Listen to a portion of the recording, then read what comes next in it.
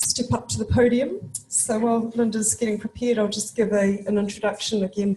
Linda's probably well known to some of you. Linda is the Information Resources Librarian at Monash University, and she has quite a good background. She's got a Master of Information Management from RMIT, as well as a Bachelor of Science. So she's previously worked as a software developer in her own consultancy business, and has also been part of a team who developed an in-house library management system for the University of South Africa in the 1990s. The things you learn about people. Okay, but she currently divides her time between Monash Library's information system team and the electronic resources team.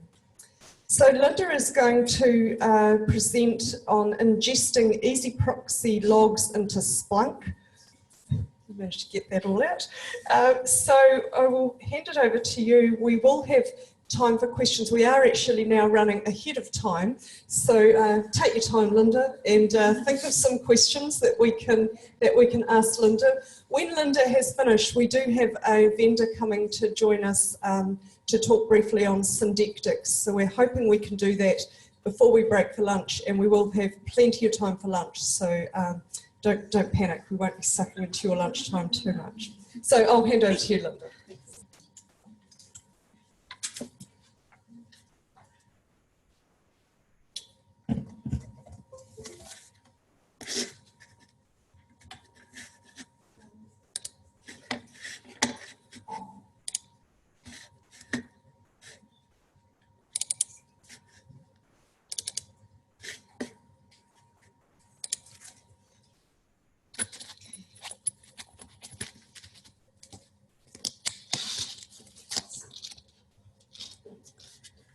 Okay, so as I've said when I replied to Julie's question, we've been using, let me just get this started. We've been using counters, stats, and the harvesting of it into Alma Analytics. We also use JASP, we ingest from JASP now as well. So we've got basically the same issues. But we also use our EZproxy statistics, our EZproxy access statistics extensively. So what I like to touch on today is how we're using a log ingestion tool set to make use of our EZproxy logs, or to better understand our EZproxy logs for different things.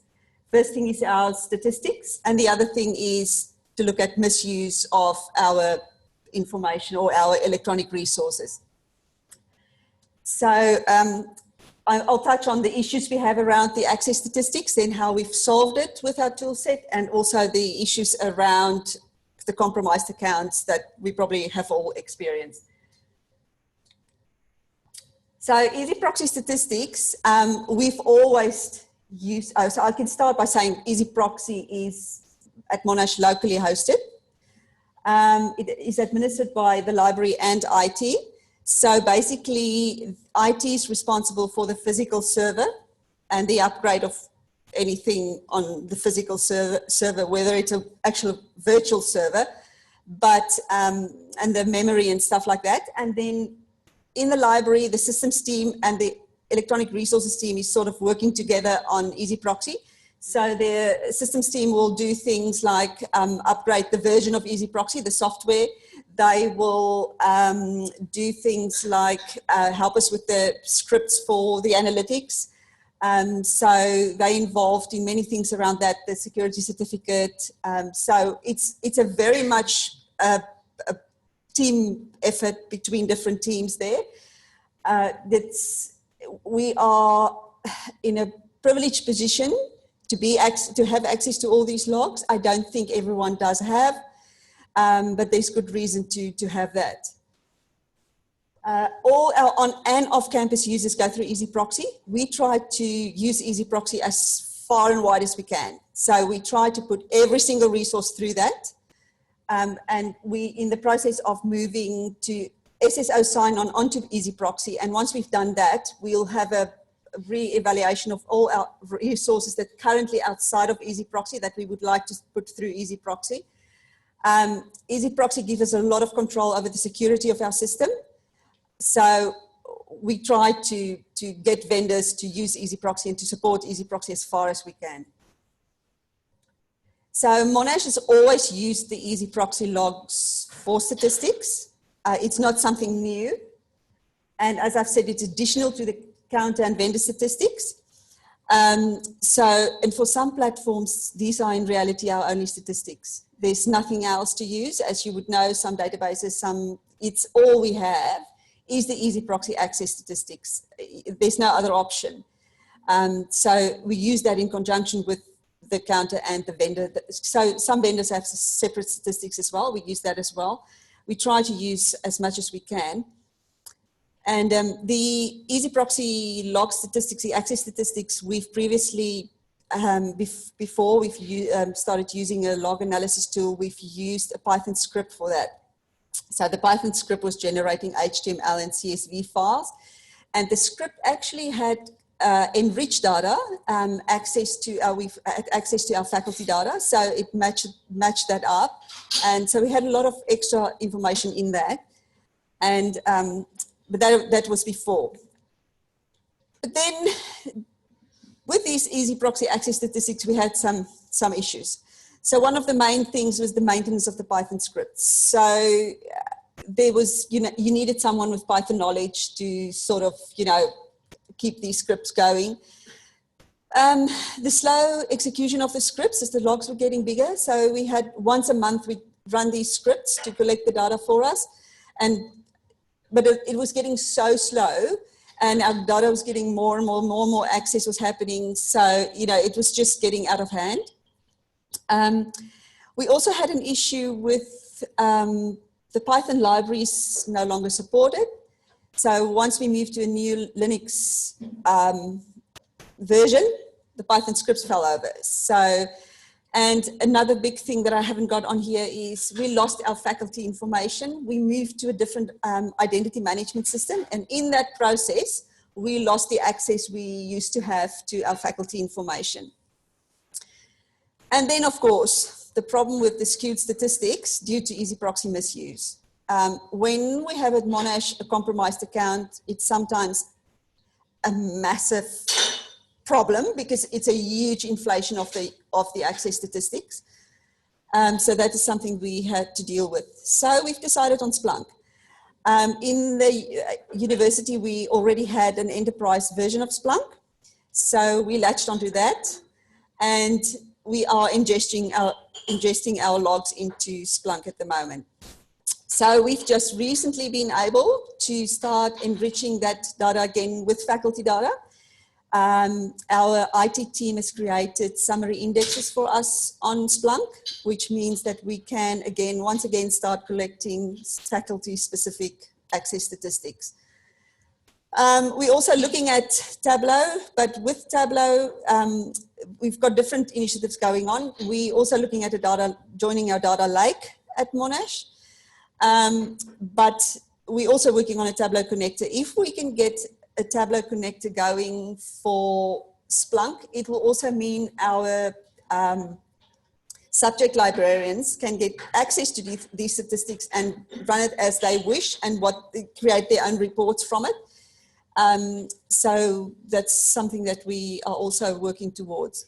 And then, of course, using Splunk has meant that we have an improved detection of compromised accounts and excessive downloads. So that makes our statistics more accurate. So what is Splunk? For those who haven't used Splunk, I'll read through some of the information about Splunk.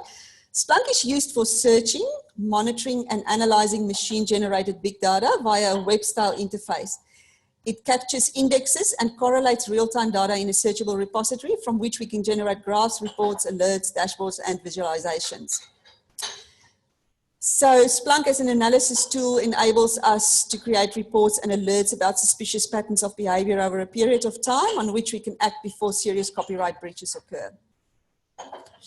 At Monash University Library, we implemented Splunk in August 2017. But as I've said, the IT people have been using Splunk for their own log analysis. So we actually joined them. And we're part of that. They've got a community of excellence that we've joined. And so we regularly give input there and receive feedback from them and input from them on what they are busy doing as well. So it's also strengthened our relationship with our IT, I would say, in that sense. They see us as valuable now, so it's good. So our Splunk, for EZproxy statistics, our Splunk report currently looks something like that without the faculty data. So the one issue we've got in Splunk is that we can only retain about 3 months worth of data. So that is why we need to look at something like Tableau, apart from the fact that it's easier for our other librarians to access Tableau and hopefully our data lake.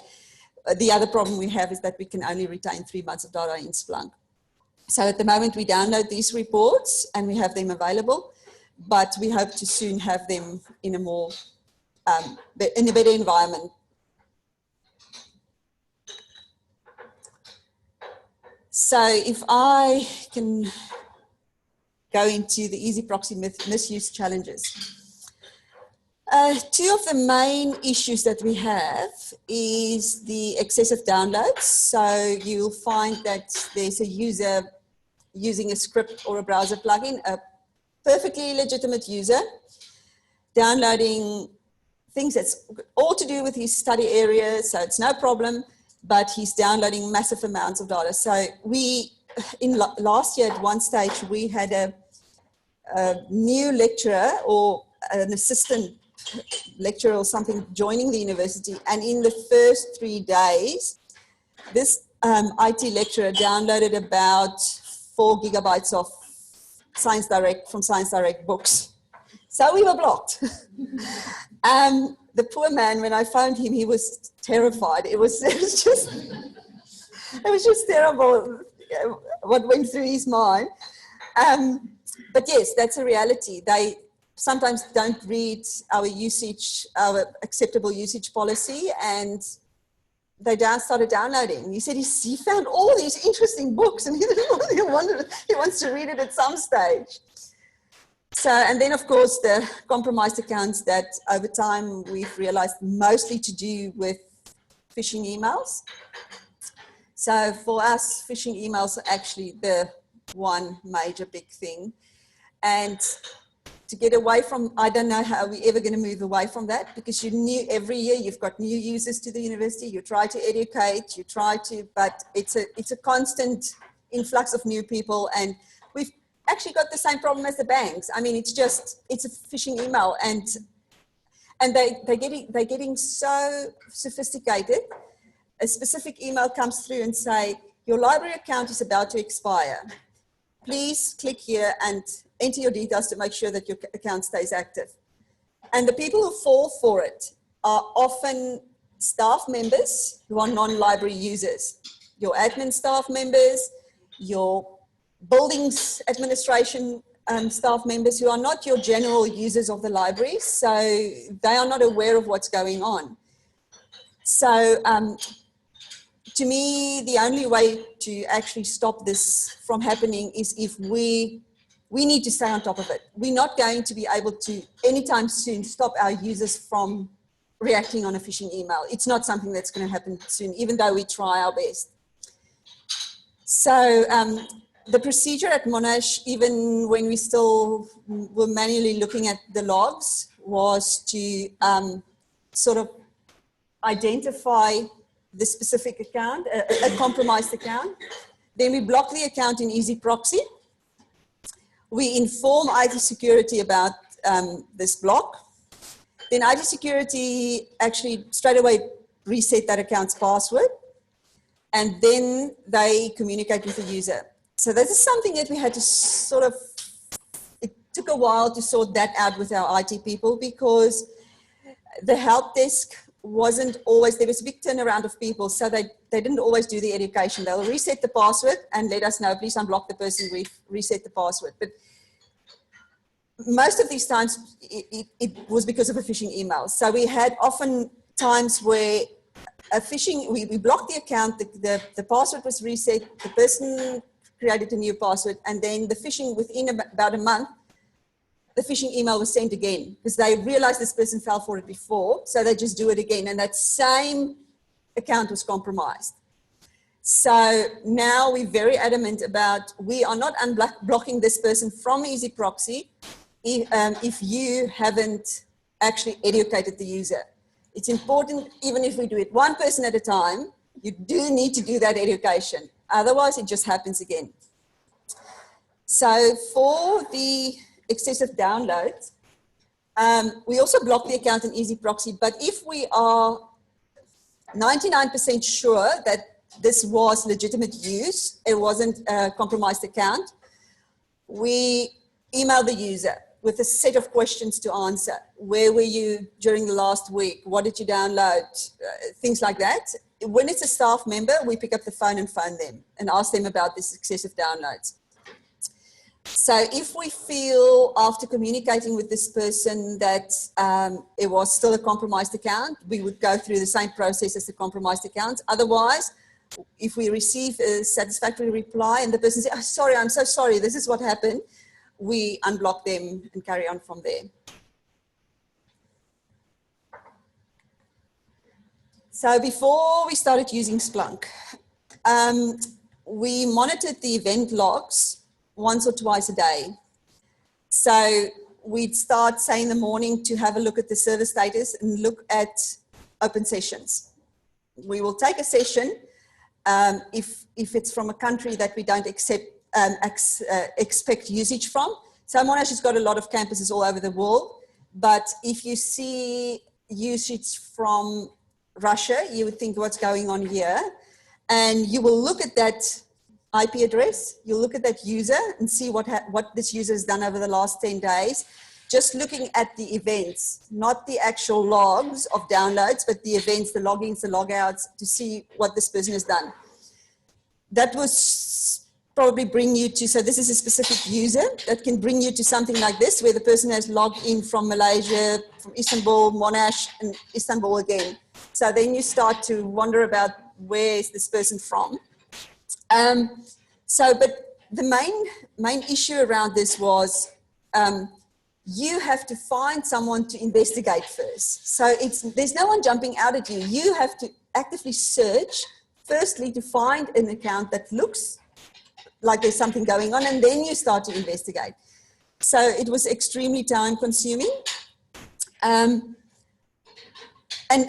I still, after we've moved to Splunk, thinking back about it, I can't believe that we even did find compromised accounts this way, because it was like, you know, looking for a needle in a haystack.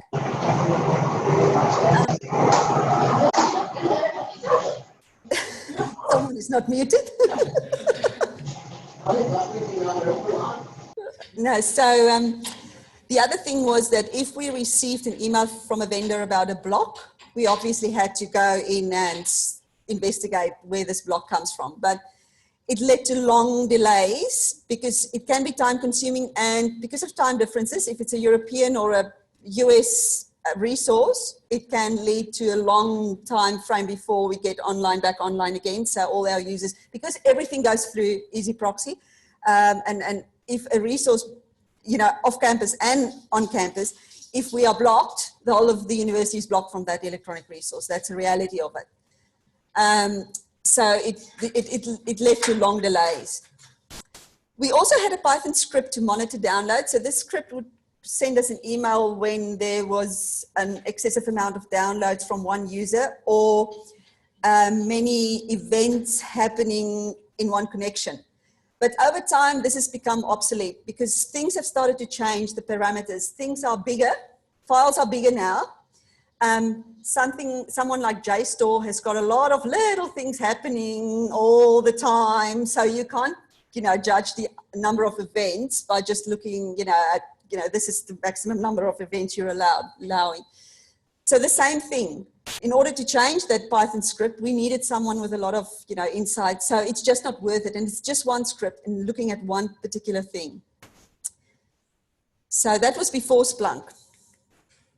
So now in Splunk, because we collect, you've got 3 months worth of data there, you have a much bigger window into what's happening into your logs. before, if you found that you suspect a specific account of being compromised, we had to unzip those locks because they were big, unzip this day, unzip that day, see if you can find what happened on that day. Now we've got 3 months worth of data open, completely an open window into it. So it means you can start creating things like one of my queries is EZproxy user access for more than one country or IP in the last 7 days. So I've also done some machine learning myself in the process. So I'm getting smarter as I go along. So I realized that the IPs are not that important because you get someone traveling on public transport and they go through they're busy browsing on their phone and they're going through a lot of IPs and you think, oh, lots of IPs, but like the 61 one, there's probably someone traveling. So the top one won't jump out at me as a problem because we've got campuses in Malaysia. So usually Asia Pacific doesn't seem to be the big issue. The big problems come from Canada, from Europe, Canada, and the US. So our main compromised accounts attacks come from over there. So when I look at the next one, Australia, Netherlands, and United States, flags for me because, you know, how do you jump around between Australia, the Netherlands, and the United States in 7 days? So straight away, that one will raise a flag to me and I will have a look at that. So these type of reports, I've got a dashboard. So in the mornings when I open the dashboard, I've got a few reports displaying on this dashboard and a quick look at what's going on there. Then I've got extra queries that I can run in reports. I can run on Splunk to give me a better insight. So this is just an overview for me to lead me to possible issues. Not everyone that's working on the compromised accounts at Monash has access to Splunk. At Monash, they're very strict about us first certifying as Splunk users before we can actually use Splunk.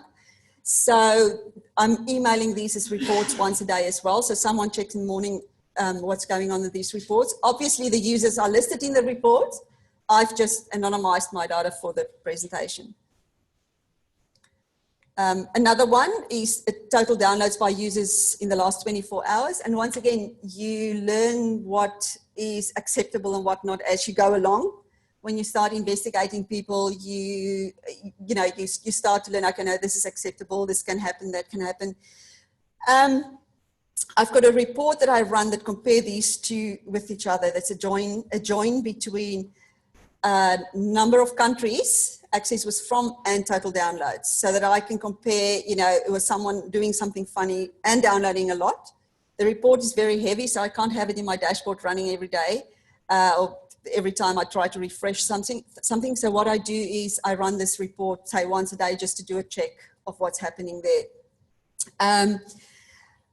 As far as privacy goes, now that we've got the faculty data connected to the EZproxy logs, it will make things even better as far as privacy is concerned. Because at the moment when I see someone, I have to investigate that person. So I open up that person's details to see what they're studying or in which faculty they're working. That creates it, but it opens up all the other data as well. So as soon as I log in to look at that, in our identity management system, I see everything else as well.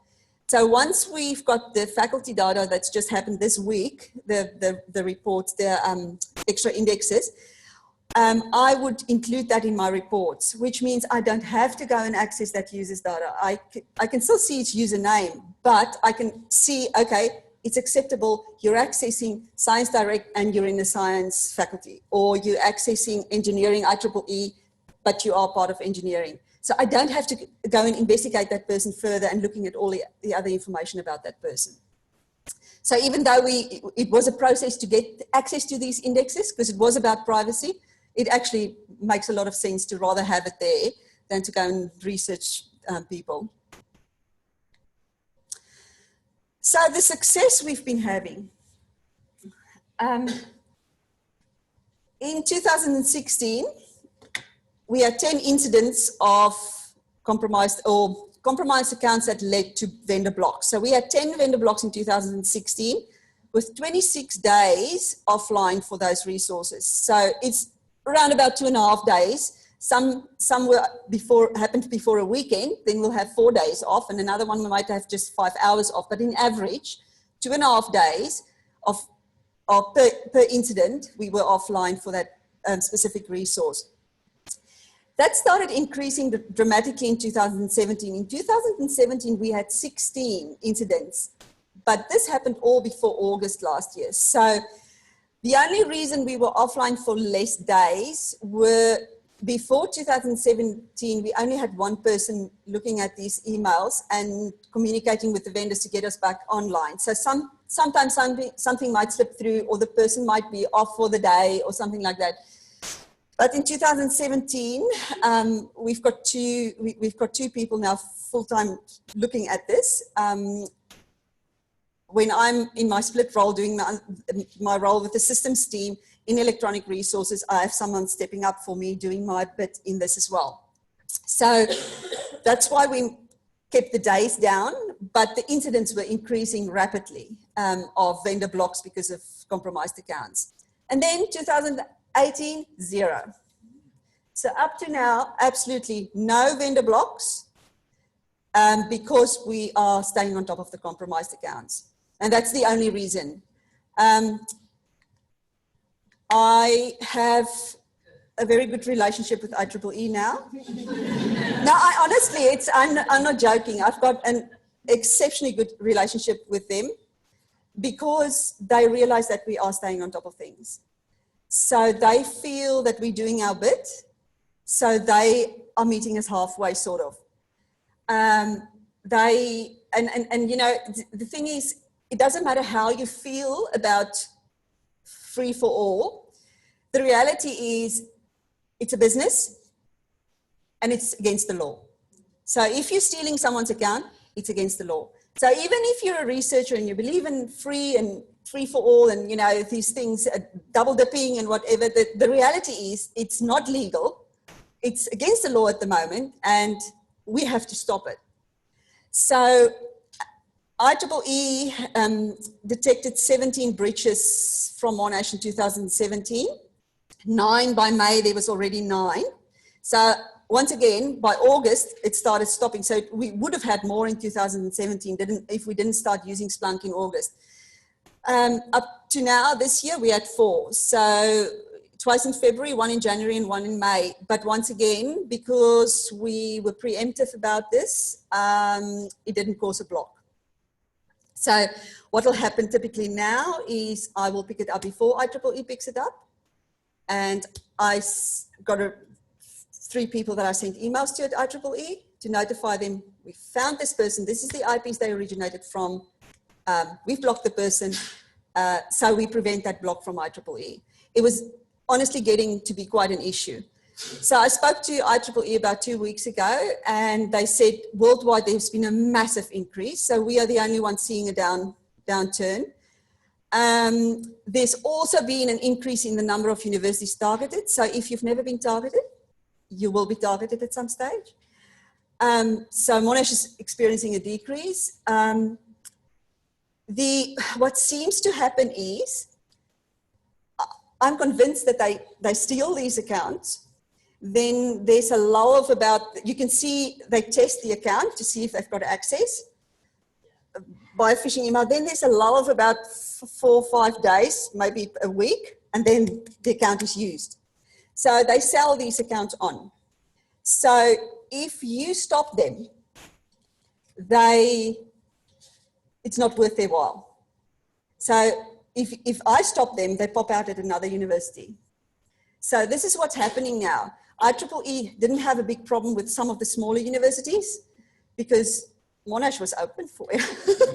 So, you know, and so there's more resources in the bigger universities. So they were using, now that people are starting to get on top of this, it's popping out in other spaces. So people are targeted and you will be targeted. It's just a matter of time. So what's the specific successes we've had? So our increased accuracy of our access statistics. If you limit these compromises and these excessive downloads, you've obviously got an increased accuracy in your access statistics. We've got a much increased efficiency in identifying our compromised accounts. We have improved our relationship with providers such as IEEE. They are honestly willing to work with you if they can see that you're positive and not handling it negatively. At Monash, it was sort of a negative thing. Oh, IEEE has blocked us again, and feeling negative towards IEEE. But I'm using some of IEEE's things that they do to pick up my compromised accounts. So what IEEE, when I get an alert like that from Splunk, it's sent to my email and I get an alert straight away saying that there was an IEEE compromise. It's always positive. So whatever IEEE is doing, they're doing a great job. So it's always positive. It's always a compromised account. If IEEE blocks you, it was a compromised account. Some of the other vendors, I find, we get these emails saying, oh, there was a lot of use. But in IEEE's case, it's always a compromised account. It's never anything else. It is Sci-Hub activity, and that's what it is. So we have really improved our relationship with them. And then, of course, out of that was the decrease in downtime due to misuse. And lastly, we're protecting our staff and student accounts and identity, because like probably at most other universities, if you've got the username and password, you've got access to everything. So earlier this year, we had an incident where other systems at Monash was compromised as well. We picked up the compromised account. We sent it through to our IT people. They reset the password, spoke to the user, stopped the activity. But only about 2 days after that did they realize that this was the account that was actually causing this damage to other systems. So if we haven't picked it up on that day, 2 more days would have been available to that compromised account to do silly things on Monash systems. So that's where we are at this point. I think that this has caused a huge improvement in our relationship with our IT team, because they realize now that this is like a second level of protection for the university. Obviously, there's other things happening at the university that's not linked to electronic resources, but it has caused them to realize the value of these EZproxy logs. So that's just out of interest, the average rate for identifying compromised accounts before Splunk was about 4 a week. And then as soon as we implemented Splunk, in the first 3 days after I started running alerts and reports, we identified 11 accounts in those 3 days. So those accounts would have carried on and do things in the background and, do whatever they want. But because we had Splunk, we were able to stop them right there in their tracks. So that's it from me. Thank you. That's just my contact details. And do we have time for questions? I think we do. Yep.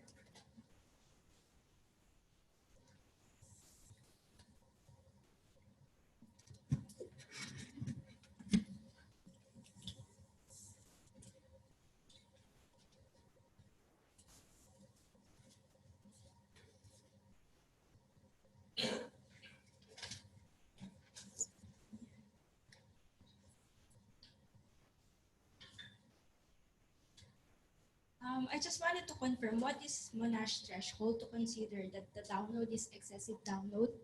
Actually, it's 2-part question. And then the second is, can you elaborate further your decision making, how to block the user? Like, it seems you have 2 reports.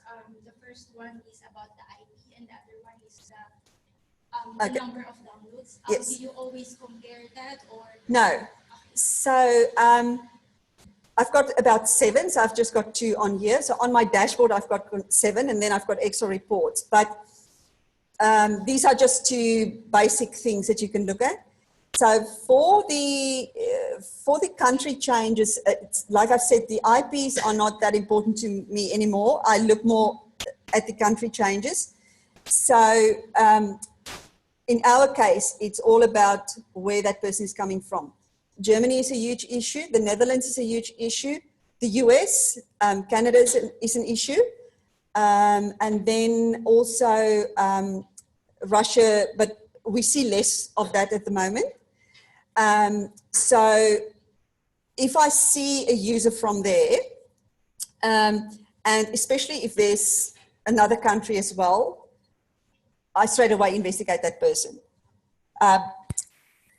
Now, we do have people sitting in Germany, and as you go along, you start to recognize the usernames. You know, oh, okay, yes, they're always in Germany. But yes, it's basically your situation will be different. So you have to learn as you go along what is legitimately a breached account and what not. But as far as downloads go, as soon as it gets to me at the moment above 1.5 gig in 24 hours, I start to wonder about it. Sometimes there's nothing wrong with it, and that stresses my point of having this in electronic resources. It's only in electronic resources that you actually got a good idea of your databases and, is this a legitimate thing for someone to look at? So because you have to investigate every person actually, it makes sense to know what's going on. What is your resources are about? Do you expect a lot of data coming from this resource or not?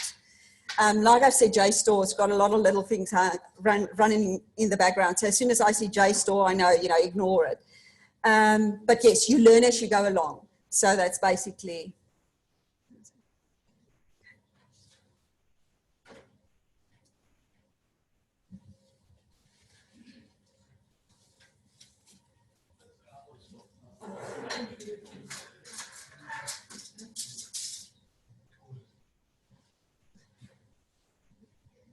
Hi, Linda. Hi. Great talk. Thank you.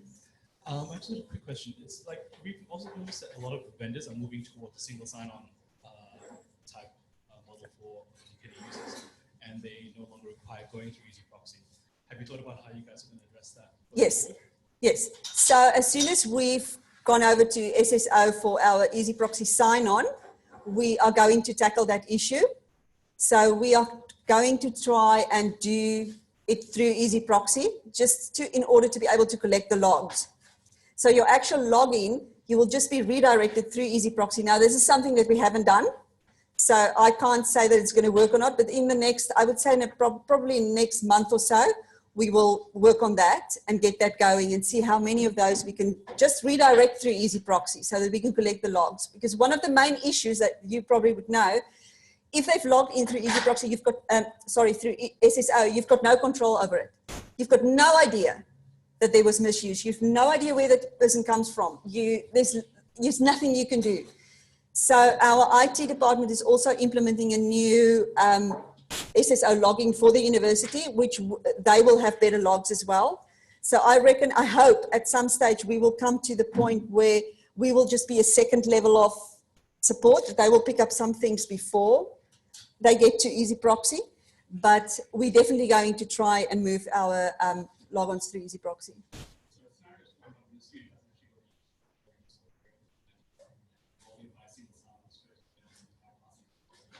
Yeah, you can't, yes, that's, but if you got at least in your catalog, your links are going through EZproxy before it goes through SSO, then you can sort of, filter that out. But there's no solution for people going directly to SSO.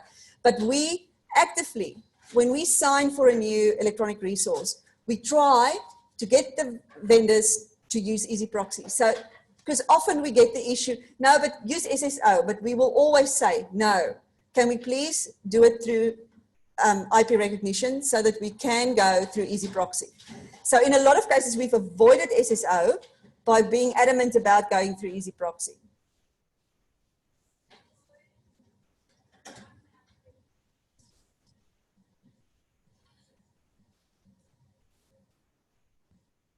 Hi, Linda. Hi. When you moved to Splunk, did you consider any other software such as Datadog, or did you use Splunk because it's an enterprise system? Yes, so we did use Splunk because it's an enterprise system, and the systems team has looked at Splunk before we joined. So they had an instance, a local instance of Splunk that they have investigated. But then yes, because the enterprise edition was there, we just joined in with them. We had to write some use cases to sort of convince them that we need it. And our logs are small compared, it's still big. We've got about 1 gig a day. Yeah. So our logs are small compared to what the university is collecting for other things, mobile connections, things like that. So in the end, it wasn't a huge issue for them to add us into that.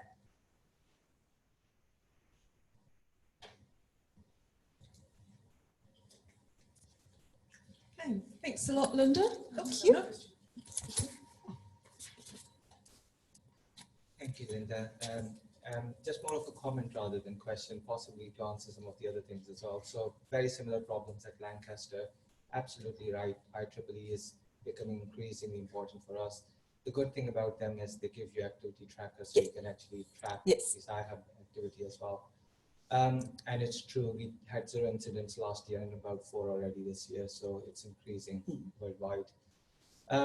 To answer something that Nish mentioned about SSO, and also Datadog, I heard someone mentioning as well. So when we went with this for the first time, we started doing our own analysis on this, pushing it through Amazon infrastructure and Kibana. There was a lot of work on that front. Then we looked at Splunk, but the fact is we don't have an enterprise version of Splunk, so it was one, retention was an issue because you wanted to also see previous data. And costly if you're on it. And we have about a gig of data every day as well. And we then moved to Datadog as well. So we are now currently trialing Datadog at the moment. But we're also trialing Datadog for the IDP logs, which might solve the other problem from SSO point of view. Okay, so the identity management logs. Yeah, identity management logs as well. So looking at just the library as well as the identity management for the central university. So hopefully one of them will track illegal activity before the other one.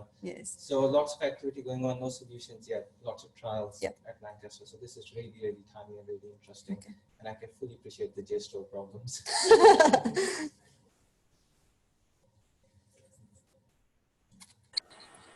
Okay, thank you very much, Linda. Didn't know what Splunk was. Now I have a good idea. It was interesting introducing a topic and I'm going, I don't know what Splunk is. So thank you very much. And Linda will be around for any further questions. So I've got a wee thank you, Linda.